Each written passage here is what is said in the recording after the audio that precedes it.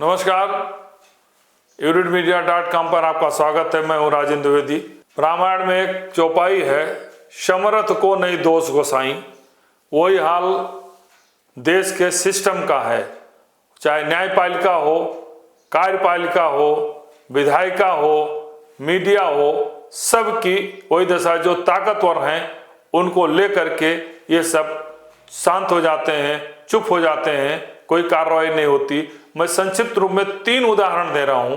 एक न्यायपालिका का है, जो यशवंत वर्मा दिल्ली हाई कोर्ट के जस्टिस थे, उनके खिलाफ किस तरीके से उनके घर में नोटों की गड्डी मिली और उसको फिर छुपाने का प्रयास किया। फिर उच्चतम न्यायालय के हस्तक्षेप के बाद उसको प्रकाश में उस पर जांच बनी, कमेटियां बनी और उन्हें दोषी करार दिया गया। बताया गया कि जले हुए नोट वो उन्हीं के थे। जजेस की जो बनाई हुई कमेटी उसने प्रूव कर दिया और उन्हें इलाहाबाद हाई कोर्ट में ट्रांसफर कर दिया। इलाहाबाद हाई कोर्ट में बहुत सारे विरोध हुए, लेकिन उन्होंने अभी तक इस्तीफा नहीं दिया।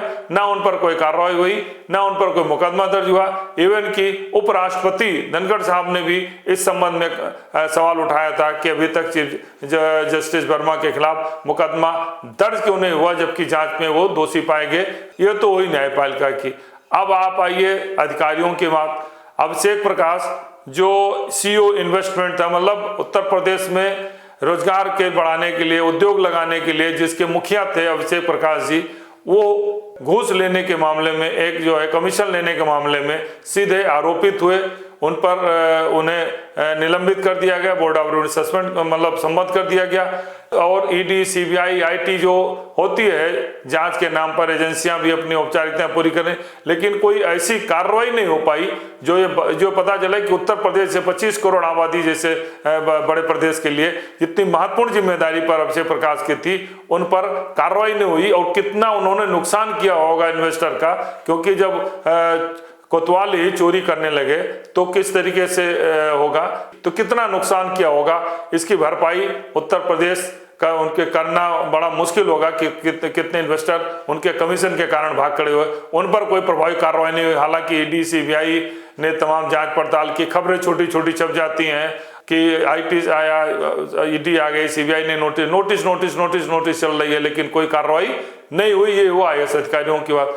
अब तीसरा है कि व्यवसायिक घरानों में एक अंसल ग्रुप है, जिसको मुख्यमंत्री ने विधानसभा में कहा था कि जो हजारों की संख्या में जिन्होंने पैसा इन्वेस्ट किया है, ये उनकी बैनर में छपा था सारे अखबारों में। जो मुख्यमंत्री जी ने कहा था कि अंसल ने खरीदारों को धोखा दिया है, उन्हें छोड़ा नहीं जाएगा, उनके खिलाफ कार्रवाई हो जाएगी।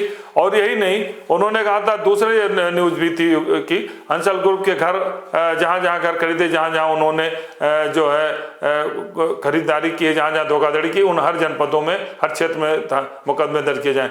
तो अभी तक 100 से अधिक मुकदमे, बल्कि कहिए 150 से अधिक मुकदमे दर्ज हो चुके हैं।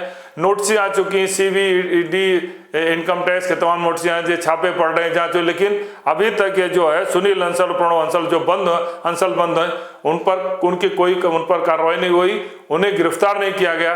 ये तीसरी ताकत है। तो आप सोचिए, जुडिशरी, प्रशासनिक अधिकारी और व्यवसायिक सिस्टम में, तो मेरे कहने मतलब समरथ को नहीं दोष गोसाई, सब पूरे कुएं में भांग पड़ी, सभी दिग्भ्रमित हैं। जनहितों को लेकर, चाहे न्यायपालिका हो, कार्यपालिका हो, विधायिका हो, मीडिया, सभी गलत दिशा में कार्य कर, प्रॉपर काम नहीं हो रहा है। किस तरीके से इन पर कार्रवाई नहीं हुई, जबकि वहीं छोटे छोटे घटनाओं पर कार्रवाई हो रही है, जेल भेजे जा रहे हैं, लेकिन ताकतवर लोगों के खिलाफ कोई कार्रवाई नहीं हो रही।